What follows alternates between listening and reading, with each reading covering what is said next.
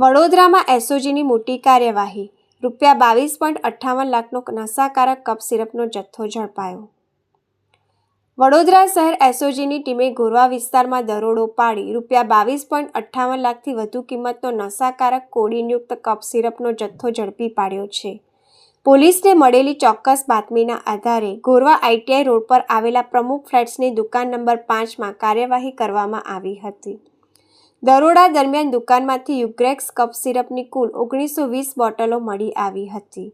જપ્ત કરાયેલા કફ સિરપની કુલ કિંમત ₹22,58,880 હોવાનું સામે આવ્યું છે।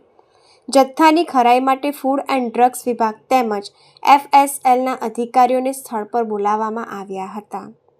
પોલીસ તપાસમાં સામે આવ્યું છે કે સાઈ લાઈફ સાયન્સીસના માલિક આકાશસિંહ રાજેશસિંહ ઠાકુરે પોતાના આર્થિક ફાયદા માટે હિમાચલ પ્રદેશની એક ફર્મ પાસેથી જરૂરી પાસ પરમિટ વિના કફ સિરપનો જથ્થો ટ્રાન્સપોર્ટ મારફતે મંગાવી દુકાનમાં સંગ્રહ કર્યો હતો।